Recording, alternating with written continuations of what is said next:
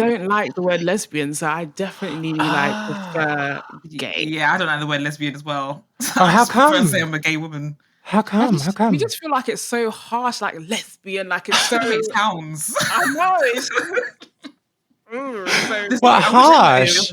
There's no deep meaning. I wish there was, but it's not. We just don't like the way it sounds. It sounds aggressive. I don't think it sounds aggressive. I think it sounds like someone doing macrame in the 70s. Maybe like pressing some tofu in the kitchen. Like it sounds kind of a bit like a bit mumsy. Okay. Yeah. I kind of get where you're coming from there. I kind of get where you're coming from. Hello, I am Kay Anderson, and you are listening to Lost Spaces, the podcast that mourns the death of queer nightlife. Every episode, I talk to a different person about a venue from their past, the memories they created there, and the people that they used to know. This week is my very first three-way interview, which I have to be honest, I was absolutely shitting myself about beforehand, but which I think turned out pretty good. Nana and Rose are the hosts of the Two Twos podcast, which they describe as two black lesbians living in London, speaking their unapologetic truth whilst creating a safe space for people like themselves and bridging the gap between LGBT plus people and cis-gendered straight people. We got up to talk about Hidden, and more specifically a night there called Work, which was held every Wednesday night in a railway arch in Vauxhall in London, and which Rose and Nana visited before they'd even met each other in the early 2010s. Or do we just call them the 10s? I'm not sure.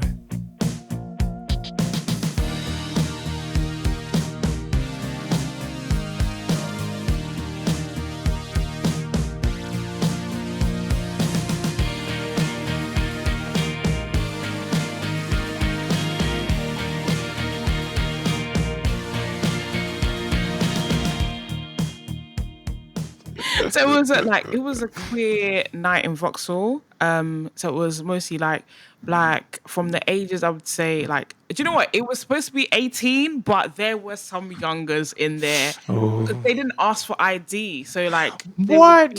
Yeah, it was a different time. They didn't ask for ID. So when was this? I started going in 2011, but I know that it was on before that, right? It was on before, but I didn't know about it until about 2012, 2011. So wait, hang on. Okay, like I don't want to be one of these like old people that's like, what are you talking about? But like 2011 is not a different time. We still had Instagram then. Yeah, true. No, I think for the queer lot, especially the younger like black queer lot, like maybe it was because it was just this. The venue was under a bridge, like in this sort of like alleyway. You had to go through this alleyway. So maybe, I guess for us, it was like a different time. I don't know. But because I spoke to my girlfriend, like obviously when I met her like years later, and she told me that she used to go to Hidden, but because she used to only go there because they didn't ask for ID. So she wasn't even queer at the time. She just wanted a good night out. So that's the place that she chose because they didn't ask for ID. So yeah. Do you know what? When you're calling it a queer event, I feel like because people are mostly using the word queer a lot more now than they did then. Mm-hmm. It's to me, when I think about Hidden, I don't think of a queer night. Even though it was, I think about more, it was just a gay rave. I just feel like it was just a gay rave. Because queer to use is politicized now. So like so many, it's like a nuanced word. So like, but there were boys, there were girls, right? It was just a gay night, wasn't it? Yeah. Yeah. It's so like this language thing is so interesting. And I've had this conversation quite a lot recently about that use of the word queer. Yeah. And for me, I'm starting to use it just like as a shortcut to like, because I don't want to be like LGBTQIA+. Like, so it's just like, okay, I can just say that and it's really quick to get out. Mm-hmm. But there are other people who do use it in that political sense. And then there are people who just refuse to use it. Mm-hmm. And it's kind of exhausting to keep up. It is exhausting, and it's not like, you know, I don't want to piss anyone off. So I don't want to use it like in a context where it's not appropriate. But I just wish that we could all agree on a word. Like I'm down. I'm like, if someone else picks it, I'm fine. Let's go. It's like you don't even mind. It's just no. I don't. It's a lot of things. A lot of people do ask, "What is queer now? What's LGBT? Like, what is the difference?" And these days, before I used to try and think about what the difference is, but I think like I was pretending to myself. It just is the same thing. It just means the same thing.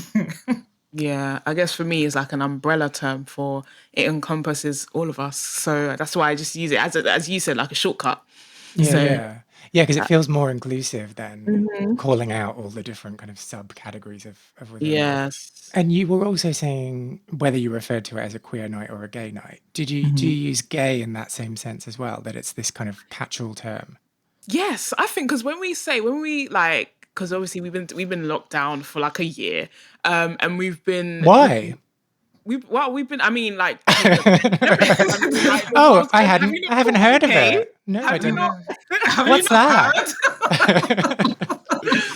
We've been saying how much we miss, like, you know, going out with the gays, and we say the gays, and that means everybody, doesn't it? Yeah. Like, it's just an easy word. Like, queer is a shortcut for us, and I love gay. I love the word gay. Like, I know if we're talking about terminology, gay is for men and lesbians for straight. For women, but straight women. What? Straight. But I don't like the word lesbian, so I definitely prefer gay. Yeah, I don't like the word lesbian as well. Oh, how come? I say I'm a gay woman. How come? We just feel like it's so harsh, like lesbian, like it's so. It sounds. I know it's. Harsh. There's no deep meaning. I wish there was, but it's not. We just don't like the way it sounds. It sounds aggressive. I don't think it sounds aggressive. I think it sounds like someone doing macrame in the 70s. Maybe like pressing some tofu in the kitchen. Like it sounds kind of a bit mumsy. Okay, yeah. I kind of get where you're coming from there. I kind of get where you're coming from. It might be our own internal, you know, thing with that word. I think it's just an internal thing. Maybe like obviously, you know, when we was younger and we wasn't like accepting ourselves and stuff, and lesbian was just like nobody wanted to be a lesbian back in the day because it wasn't like cool or it wasn't accepted. So now maybe we have our hang-ups when it comes to that word. Maybe. Maybe. So then, okay. So you started going there like about a decade ago. Mm-hmm. Do you remember the first time you went? Yeah, I remember the first time I went. So that was actually my first queer event that I ever went to. And I remember I was in uni and I made a friend on Twitter. This was like, I was new to Twitter. I made a friend on Twitter because I didn't have any gay friends and I felt a bit lost and I wanted to explore. And then I made a friend. She was tweeted something gay, and I was like, "Oh my god, she's gay!" Let me follow her. I followed her, and then we just got talking, and we became friends. And she was like, "Oh, you need to come." Wait, hang on. So, do you remember what the gay thing she tweeted was? I don't, but I know it was something explicit. I know because her Twitter handle was "smack my ass," so it was definitely something explicit. And yeah, we followed each other. We got to talking and DMs. She's like, you know, you should come to Hidden. And it's funny, like, because the event was actually called Work, but everyone called it Hidden. Like, we're just going to Hidden, the venue. And then, yeah, the first night I went, I remember, and I was still quite homophobic internally. I have to admit I was.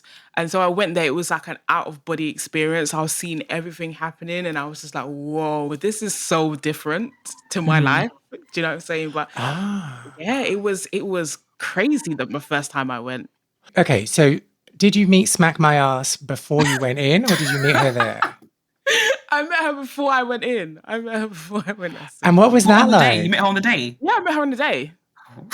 So what was that like? Where did you meet? Like, did you meet at McDonald's? We met outside the venue. I remember we met outside the that's venue. Less exciting. I know. So you didn't have like a dinner or something? We didn't get to know each other first. Yeah, I mean, we got to know each other virtually, but then we got to know each other because we went out quite a few. We was friends for like years after that. We're not friends anymore, but we were friends. Even I was friends with Smack My Ass too.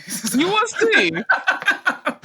I think I'm going to follow her now. Like, just hang on. Let me just follow her. She's still on Twitter. I think her Twitter's still there, but she doesn't tweet anymore. Oh, okay. Yeah. Yeah. So smack my ass if you're listening. Get back in touch.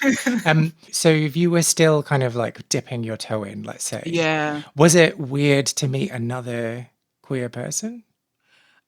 It wasn't. It was kind of weird, but like it was like I was happy to be there, but at the same time, it was so new to me and so foreign, Mm-hmm. even because I just had never been around, queer people like that, and especially a lot of them. I didn't know that they existed like that, like in those like numbers. Do you know what I'm saying? Because I just never Okay. knew anyone. Queer people like that. What do you mean about like that? Like me, like black Ah, lesbian, I just never, and even like black gay men, I just never saw it. I never saw it in the media. I didn't see it in real life. Do you know what I'm saying? So yeah, it yeah. was eye opening that night. Even when you say like that, I think it even comes down to even the fashions as well. Like I feel like Mm, compared to a lot of the black gay raves now, a lot of people made a lot of effort then, and true. people were very expressive through their fashions. And for me, I think when that's the first thing I noticed. Like I never really saw black men in like crop tops or Tops, yeah, or string wearing like, vests, string vests and stuff unless it's like that. carnival. Yeah. Yeah, I just didn't see it. And it was just so, I remember like trying not to stare. And Mm, because everybody was just, even from two women dancing together and two men dancing together, I never saw it before. I yeah. didn't see it. So I just tried not to stare. I didn't want to seem like a stranger or something in this place that I shouldn't have been there. But it was very fascinating. It was. Yeah, absolutely. And I remember they used to have like themes and stuff. Do you remember? They'd like Mm, have themes on the night so people will come dressed or like they have colors, you need to wear certain colors. So it was always really like people making an effort. exciting. Yeah, it Mm. was. Oh, that's stressful. What if they pick a color that you don't have any clothes in the color? Yeah, I never really, Okay, good. I'm with done the you. color thing or the That's theme thing. That is not a theme kind of babe. I'm She's not. gonna go to Halloween as herself. Yep. She's And just I've not. done it before while Rosie's dressed as Mario, Super Oh, Mario. Mario, Super Mario. That was the best. That was the best Halloween. It was good. so so people were dressed in a way that you'd never seen before. People were like dancing together and Mm, that was new to you. And it was like in an arch, so it was like a big yeah. space, right? hmm What kind of music were they playing? They played like hip hop, Bashment. bashment, so like dance hall, rap, yeah, that those kind of music. And it was good times. And this was on a Wednesday. So like at the time I was at uni, I was living in like Rains Park near Kingston. And I just go every Wednesday, and then the next morning I didn't wake up for lectures because I had like 9 a.m. lectures. But I was like, I'm gonna sacrifice my education for an amazing queer night out, and I did, and I had fun, and I don't regret it. I feel like a lot of people did what they had to do to go. Because even when the first time I went as well, I went with a stranger as well. I met Mm. somebody on online, and I went with them as well. And it's funny because I've never met up with that person since that day. But we had a good Sometimes it be time. like that. I don't Yeah. even know where they are. Like we had a good time, but yeah, I think it just goes to show that people were really looking for something like that, and as mainstream as it was, because I think before that, a lot of the black queer events were very underground, Mm. and so for it to be quite mainstream, it was accessible. I think that's why everyone just did what they had to go, and that included 15-year-olds getting fake IDs to get in as well, which Or is not even bothering with terrible. an ID, just like No, wandering in just by the sounds of Yeah, things. yeah, terrible, yeah. Can, terrible. can we talk about that? Because I think that that's a really kind of common thing that happens with queer people, like finding some kind of random stranger online and being Mm. like, can we go together? Like, can we meet up? And then you can Hmm. give me the courage to go in. Because Yeah. I know Yeah. I've done that like so many times. Um, Hmm. and then abandoned the person. When you get in there. Be like, oh yeah, I don't really like you. See ya. Like you've Yeah. served your purpose. I've had the bravery to get in. But there's just something really special about that kind of comradeship. Comradeship? Mm. I don't know if that's the Hmm. word I'm looking for. It has to be that has to be the word. I remember there was a girl that I went to school with, and we were quite close. But then she moved to another country, and then when she came back, I want to say around maybe like 2014, around 2014, 15, and she had never been to any queer events, and I didn't even know that she was queer.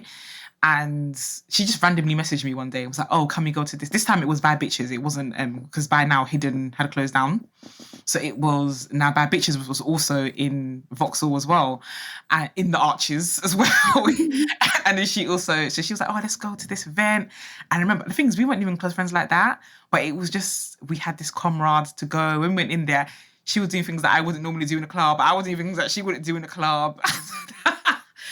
Do elaborate. Just the way she was like moving to the girls, it was just a bit cringe. Just like, I didn't talk to girls like that. I don't want to be associated with this, kind of. And but I remember like the second time we went together, she left without me. And then I met a girl that night, and I ended up waking up in the girl's bed the next day. But it was all because she left me behind. There were no Ubers then. And it wasn't 24 hours then as well. So I had to, Yeah. Oh, I hate that when your friends abandon you. You're just like, she literally abandoned me. And that that moment when you're like, oh, maybe they haven't abandoned me, and you're like having faith in them that they're like that they've got your back, and then it's like, no, I've scoured the club, they've gone home. Yeah. I had someone told me, she's gone, she's not here anymore. She's not answering her phone because she's getting some. So Nana, that first night, we haven't finished the story of that first night with you. That first night, so yeah, it was a lot for me, like seeing like, two women dancing and kissing and two men dancing and kissing. It was, as I said, I was still internally homophobic. So when I saw that, I was just like, oh wow, it was a lot, and but I had a good time. Do you know what? I had a really, really good time. And me and the girl that I met, like we got on really, really well. It was weird because like when we met, there was this like, she had a girlfriend, and her girlfriend was threatened by me for some reason, because me and this girl, the one I met on Twitter, we had this kind of like, I don't know, it was kind of like in like tense thing going on, but nothing ever happened. She fancied you, didn't she? She always said that I was nice, but like, her girlfriend was always, there was nothing going on, but her girlfriend was always like, squinting at me, like, side-eyeing me. And yeah, there was actually one time we kissed, but it was for Spin the Bottle, and there was just nothing there. Like, there was like, after that kiss, I was like, okay, now I know for real that there's actually nothing there. But like, yeah, I feel like people come into your life for different reasons, and like meeting people on the internet to get into the gay club was just one of them, because it's just a survival thing. You have to do it. I feel like it's a rite of passage sort of thing for the queers. But yeah, that night was crazy, and I just kept on going back because it was like a drug, like I was in a world that was like something beyond my imagination. Do you know what I'm saying? And I just had to go back for more. And even though I was internally homophobic, there was a duality there. I loved it. So I was just like, okay, I have to go back, and I kept going back. And yeah. So how did that internal homophobia like manifest in the space? Like, were you just kind of like, no one talk to me, I'm just here observing, or like, were you like? Do you know what I think everything that I was, all my reactions, I kept them inside of me. So when I was seeing people like kissing and dancing, like I just maintained, like that poker face, and I just didn't let people see what I was actually thinking, and that's how I maintained it. But you were really thinking, "Fuck shit! Oh my god!" Yeah. It was like, like in my brain, like in my mind. But I just maintained composure basically. So everyone was like, "What's that stuck-up girl doing over there?" Basically. Did anyone try and talk to you? I don't remember. So probably not. Like, I feel like it's 10 years ago. It was quite a long time ago. I don't remember. But yeah, probably not actually. Did you at that time? Did you pluck up the courage to dance? I did, because I was with my friend. So I felt, even though it was the first time meeting her, I did feel a bit like, I did feel comfortable with her. So yeah, I did dance, but I didn't dance with anyone else. Just like, just sway the corner. Did you like catch eyes with anyone, or was it just? Not that time. Not. I was still quite frightened. I feel like I was really scared. Like, and it took me a long time because I was naturally a shy person. So I am naturally a shy person. I've had to learn not to be. But it took me a long time to get that courage up to even like talk to girls in the club. It took a while. Yeah. So segue quickly. I'm a naturally shy person as well, and it comes across in clubs as me being like really mean and rude. Yeah. So are you? Oh, you're the same. Okay, because I think there's some people who get their like, oh, you're really timid and shy. Let me look after you. And then there's some people who get their like, oh, you're a bitch. Yeah. I feel like I'm unapproachable. Like, yeah. Between me and Rosie, like it's definitely Rosie who's the more approachable one out of the two of us, definitely 100%. And still today, like people do approach Rosie more because she just has a welcoming face. Sometimes I wish fuck you, Rosie. Fuck you. Sometimes I should start scowling. I should stop smiling all the time. Oh, so are you the one that has to manage all of the really annoying people that are like cloying and like don't pick up on those signals that people are giving? I think so, but I'm a bit cheeky at the same time. So sometimes I encourage things I shouldn't be encouraging. Okay, so I've got that out of my system. So Nana, do you remember then the first time when you did like dance with another woman?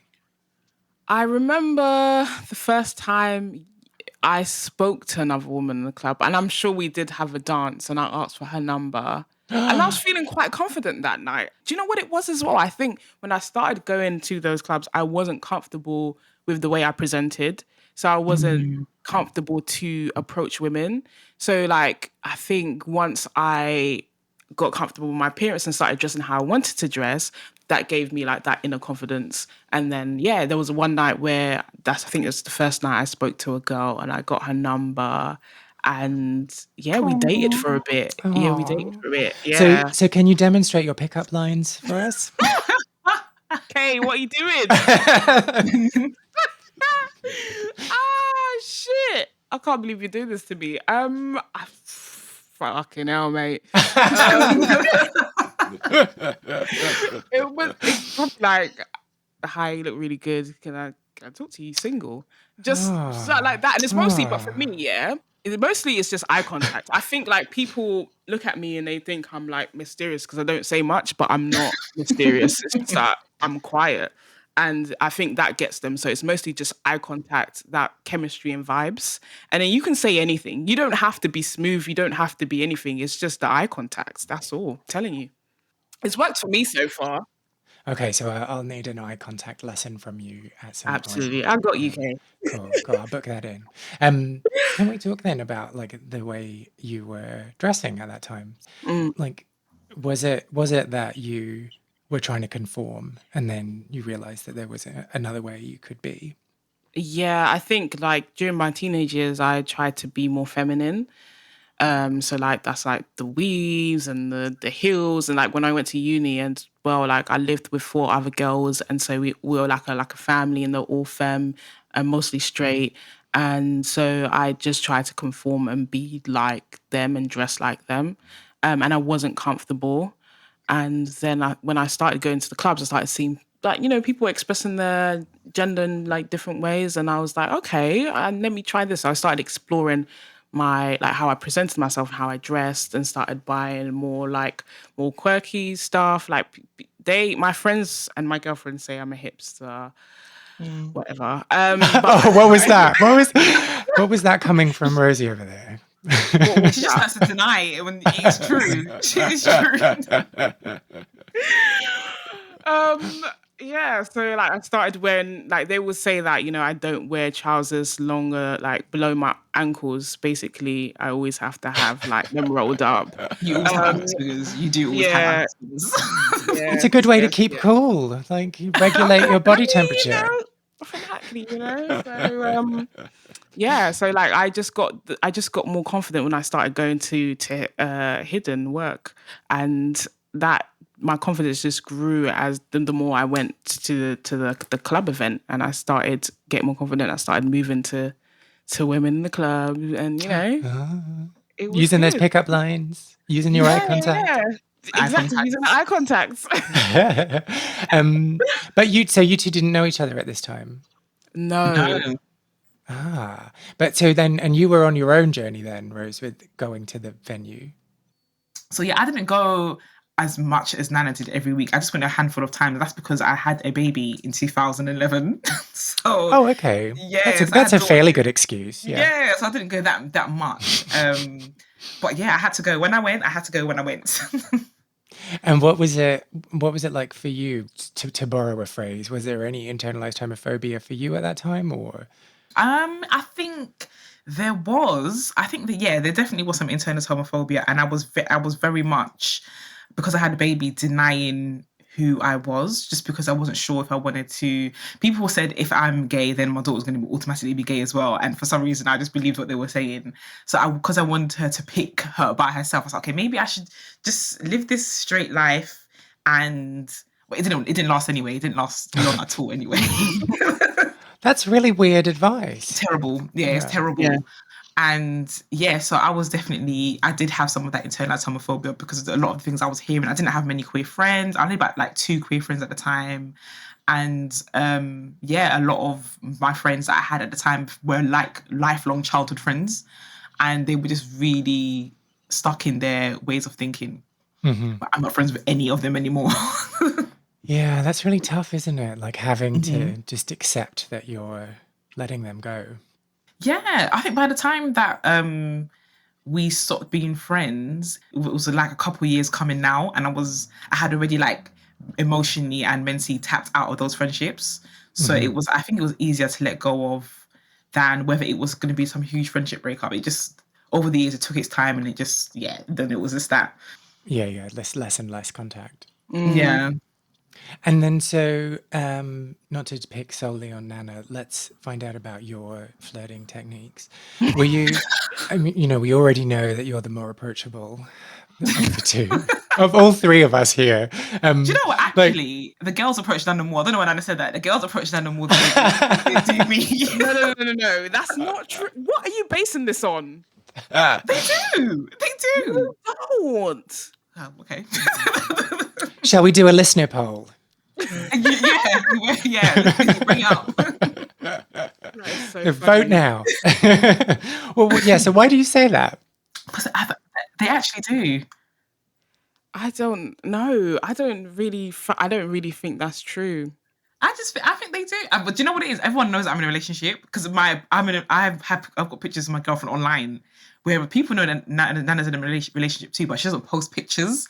So I think some people. Yeah, but if we're hot and sweaty in a club and I see you on the other side of the dance floor, I don't know you've got a partner. That's true. It's going to be a stranger. It is a lot of time they are strangers. Yeah. I don't know. Nana just gets approached more. That's just what I've internalized and told myself. They do. I feel like we need to do like some kind of social experiment to test this theory. Yeah, we need to see this. I don't believe it. I need proof. If only we could just go to a club and settle this once and for all. Oh, I can't wait. I am looking forward to going out again. Yes. I'm like kind of terrified as well. Mm-hmm. Yeah. Are you? Yeah. Like, I think it's probably one of those things that I'll overcome quite quickly. Like, I adapted quite quickly to just not leaving my house. Mm-hmm. So there's no reason why I couldn't adapt the other way. But I don't know, it's just like the thought of being in a really busy place is just really foreign at the moment. I think so as well, but that's why I really want the vaccine. So once I get the vaccine, I'm just going to be out here. I'm just going to be enjoying. But I need that vaccine to feel safe because right now, I don't really feel safe being in big crowds. So do you think it's just going to be like, I've got the vaccine, let's go? Nah, I feel like there's still. I would hope that venues won't allow as many people in anyway. I'm hoping that it's going to be, well, maybe like half the people that usually go should go. I don't think it should be as much as the venue capacity now, even best with vaccine or no vaccine.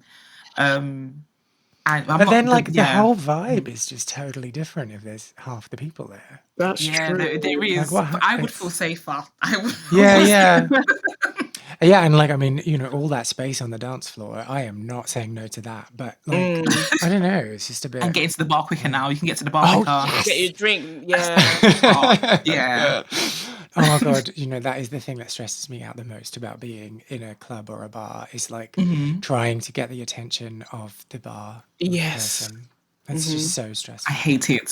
I mean, I've been a bartender before. I used to work in birthdays in Dalston, and there would be like 2, 3 people at the bar, and then there'd be like so many people wanting drinks, right?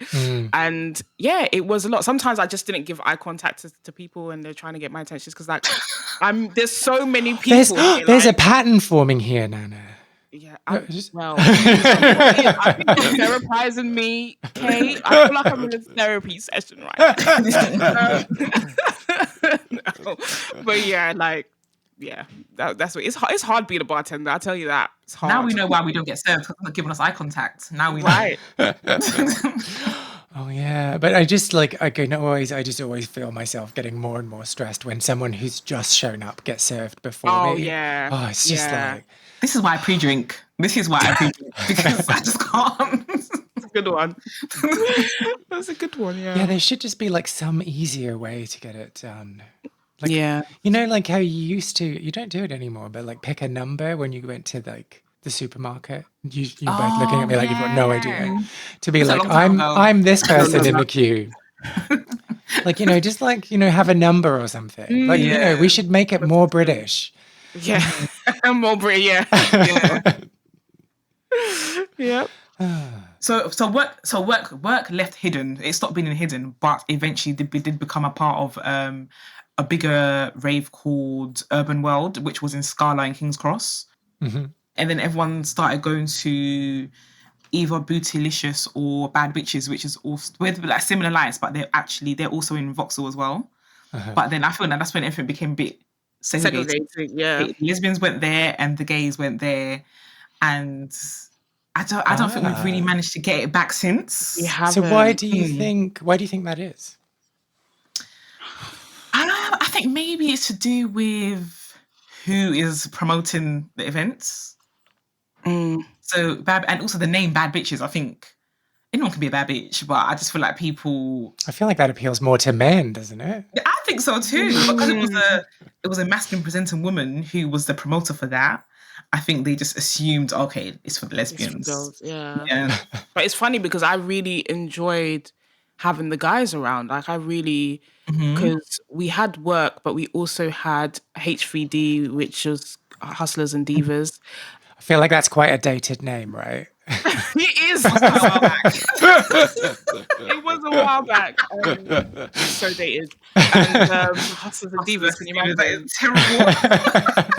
Oh, we were there all the time. I think it happened once a month, and we were there every time. And I enjoyed, you know, partying with the guys. Like, so when the segregation happened, it was like, okay, this is cool, but I still missed, you know, because I felt like the guys, I feel like the guys brought something different as well. Like they were so out there and just didn't care who was around. And like I loved what they wore. They weren't scared to like wear a crop top or, do you know what I'm saying? And just wear something that was quite out there. And I just loved being around them. And yeah, I miss it. I don't like the segregation. It's interesting, isn't it? Because there's kind of there's kind of arguments for both sides. And like that there is something... special's like a shitty word to use, but let's just go with it. Like there's something special about having that safer space that's just for like one gender. Yes. But then it is kind of weird when you're just like excluding a whole group of people just for that. Yeah. I think when all the events are like that, then it's definitely a bit weird. And also, especially now, like before, when all these events were coming up, we didn't really hear much about non-binary people, even though they've always existed. I don't think their visibility has been as much as it is now. And so when you do that, you are kind of excluding them from these spaces. And even trans men and trans women as well, you do exclude them from these spaces when you say that's for the lesbians and that's for the gays, you know? Because even if you're not explicitly saying you're not welcome here as a trans woman, if you're not saying you are welcome here as a trans woman, then they're left to interpret it and they'll probably just decide to stay home. Exactly. But I mean, like when you're in a single gender space, it is easier to pick up, right? Oh no, actually, that's not true. I had much better luck at lesbian bars picking up. Really? Yeah, but I think it's because like the pickings are so slim that any other man is like, okay, sure, let's go. Yeah, that's the thing. Like, we love like the gay events so much because obviously, like, there's booty, and that's just well, no one says just for the guys, but it's mainly guys that just go. So we love because we love hanging out with the guys. We go, but then there's no women to. Well, that was before. We're both in relationships now, but yeah, before there was no women. Look. Yeah, there's no harm in looking. There's no harm in looking. You know, all, practice your eye contact. Yeah. Exactly. Not too much though, not too much. I don't want to get in trouble. But yeah, there's just no women around. So it's kind of an annoying one. And do you think like that some of this segregation, sorry. Like what's the opposite of segregation? It's integration. So that's not what I'm trying to say. Do you think that some of this segregation has come about because the scene's expanded? Like, so there's more options and therefore there's kind of more ways of niching down? Yeah, I think it's possible as well. I feel like because like, when we started going out, there just wasn't a lot. And so like when you have a space, it has to be for everyone because you just put everyone in like one group so you can just kill birds, all the birds at one time. So it's just easier to do that. But now we have more options. We've lost what we had in the beginning. And I know like we can never ever get back what we had because it was novelty. It was that newness. Like, we're not going to get that again. And it's nice to look back on it, like, as nostalgia. But at the same time, I do think that we are missing part of that. And that is integration. And, I feel like everything is sort of more refined now. And I miss the ratchetness. Like, I miss it so much. Like, it's all just refined and kind of PC and boring. Give us the drama. Yes, give us the drama. It is weird, isn't it? Like, because we are moving into this kind of, or we're in the midst of this kind of era where Google knows so much about us. Like, all of our data, like, this is getting conspiracy theory sounding, but like, like there's all this data about us out there. There's all these ways in which people can tailor things specifically to our needs, that it means that there are no happy accidents. There are no like, oh, I'm just going to put this on. I'm just going to try and see if anyone comes along. And I'm going to like put a glitter cannon over here and we're going to drop some balloons over here. And let's just figure it out as we go along. There's none of that because everyone's just like planning everything to the nth degree. That's so true. When we think about that, because me and Rosie and two others, we have a collective and we manage events, right? And so we like with that, you saying that, it is so true because when we're planning events, we're literally thinking about every single detail. But I imagine like back then when we started going out, it was just like, all we needed some space. We need some space for DJ and sell tickets, and that's it. But now it's like we're thinking through every single detail, like how can we make this unique? How can we make this different and all this stuff? Like, and I miss the simplicity of those nights. There are no more. Sad. We need to bring it back to basics. Yes, that would be great. We need to find a space. I've got in my mind, I'm thinking right now, dark space, DJ, bar, lots of sweat. Let's go for it. Yeah, I'm there. Let's go. Yeah. And so your paths never crossed? No, because we were at the same events, Hidden Work. We were there, like we were both there, but our paths never ever crossed until we met in 2015, and we met via my friend and her ex. Well, they were dating, and that's how we met. So we never met at those. But isn't that so cool, weird, funny to think about? Like you were there at the same time, but you just didn't run into each other. It's weird because like some people, I would meet some people and I'll recognize their face and be like, oh, I used to see this person then, but I didn't know them, and vice versa. Or somebody will say, oh, I saw you at this event, but we didn't know each other then, and now we know them. But even in those events, I feel like there were also like cliques as well. There was this bunch of people and this bunch of people. Yeah, so sometimes you wouldn't mesh sometimes. Yeah. What were the like unique traits of those different cliques? you had the cool ones, didn't you? You had the cool ones that everyone knew, the popular ones. It was almost like some school playgrounds. Yeah. I definitely wasn't cool as well. So which cliques were you two in then? I was definitely a misfit. Definitely a misfit. Even though I was stressed, it was very awkward. I'm done. I'm so done. I feel like I was in the group. There was a group that had been gay for time, for like forever. You know, they knew they were gay when they were 5. So I joined that group because I met that girl on Twitter, and she had a group of people that she went to the gay clubs with, and that just happened to be the group. But I didn't fit in because I only knew I was gay when I was like maybe like 50. Well, yeah, about 14, 15. But some people knew from like, 1 year old. I don't know. So was that group like looking down their nose at everyone else, like, oh, I've been gay for like forever, and you guys are just new? They actually didn't. They were actually really cool. But there were some people in the club like that who, the club. In the club, you come in and obviously like when I started going to the club, I didn't know who I was. So I was, people would look at me like, what are you kind of, because everybody was in a sort of, everyone had a label, everyone was in a category. It was femme, it was studs, masculine or feminine. And, I didn't really fit any of that. So people were just confused. I think that's what it was. Yeah. I was so confused. Same for me too. That's why I was a misfit. Yeah. So those terms, those kind of those subcategories are really interesting. Do you think that they are kind of more exaggerated now, or that they've eroded a bit? I think that they have eroded because of this new queer term now. And I feel like this queer term allows people to be whoever they want to be and present how they want to present. And obviously that includes, the non-binaries and that. So it's just more like open and more free. So I definitely feel like that. I feel like the old heads, the ones that knew they were gay from birth, or the ones that started raving from young, they're kind of still, I think, more so like the 35 plus are still in that mindset where they're very much attached to the terminologies starred, femme, and it's very restrictive. But for us, I feel like we've let that go. Definitely. Yeah. So tell me if I'm going too far with asking this. Oh, this isn't that far. But like, so on dating apps and stuff, do people say, I am looking for a femme, or I am looking for a butch, or like a stud?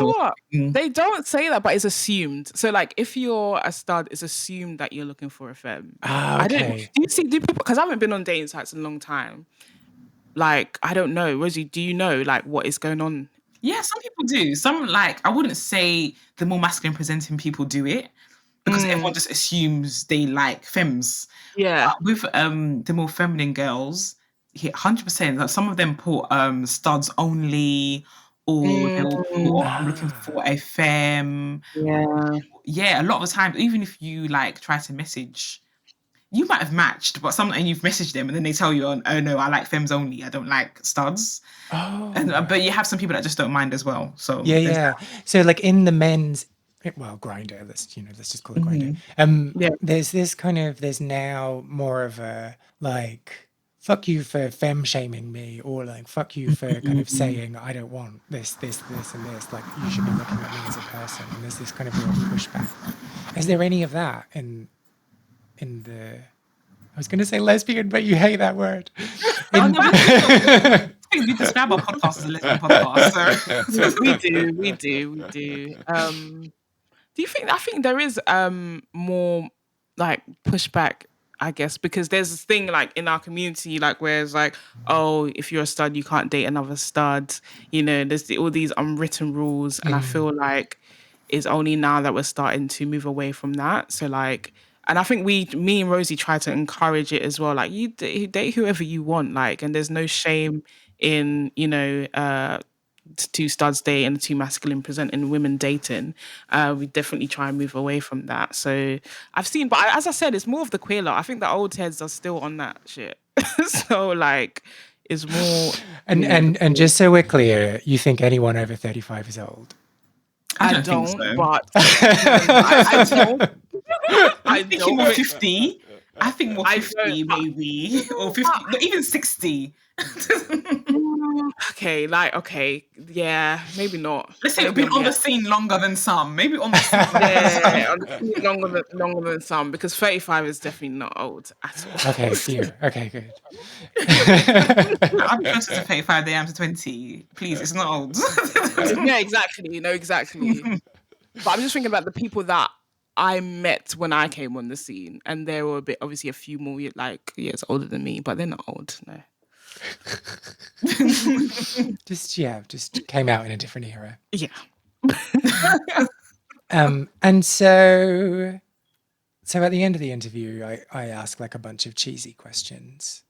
So if you're good for that, we can. Oh yeah. Absolutely. What did work teach you about yourself? It's funny because it taught me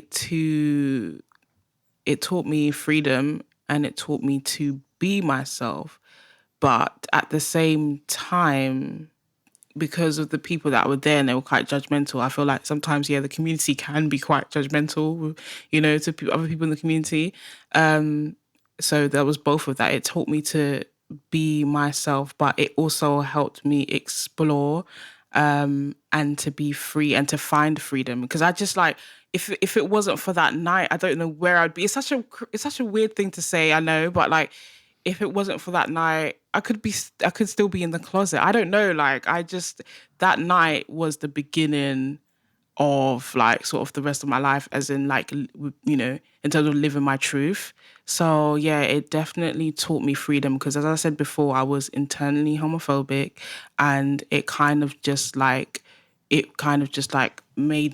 me drop all those things that I had learned, from family and friends and school and stuff. It helped me get rid of those, those thoughts. So yeah, freedom, taught me freedom.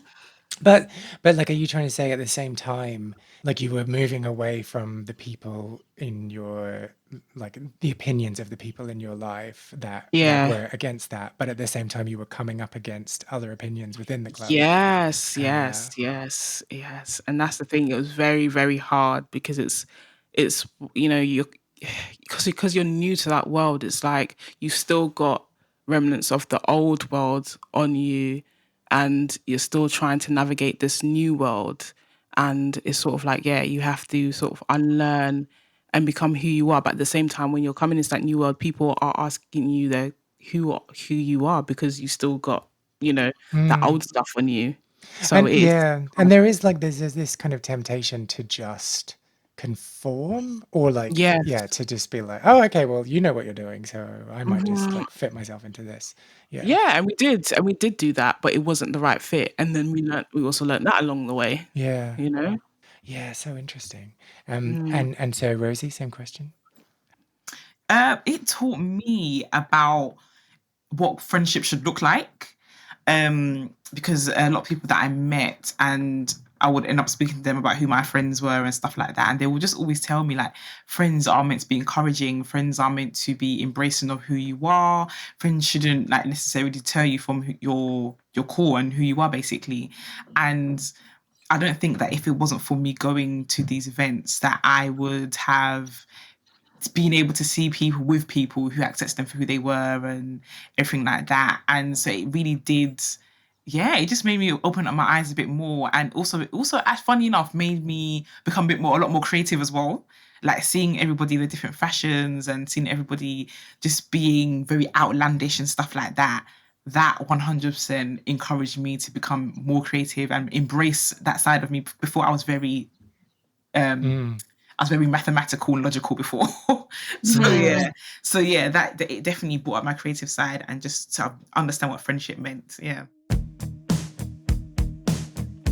Did you ever go to Hidden? Well, if you did, I would love to hear from you. Get in touch through Facebook, Instagram, or Twitter with the username KAndersonMusic and tell me your stories, share any photos, just give me a good sense of what the vibe was like there. And whilst you're at it, make sure you follow the Two Twos podcast on Instagram. Their profile name is Two Twos Podcast. And on Twitter, it's slightly different. It's @22s_podcast. And make sure you give a listen to their show as well. Lost Spaces is not only a podcast, but a concept record as well. I have been writing songs about queer venues and the people who used to live their lives there, and will be releasing songs over the next year.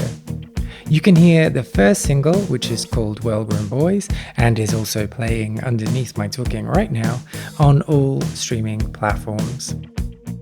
If you liked this episode, I would really appreciate if you subscribed, left a review on Apple Podcasts, or just told people who you think might be interested in giving it a little listen too. I am Kay Anderson, and you have been listening to Lost Spaces.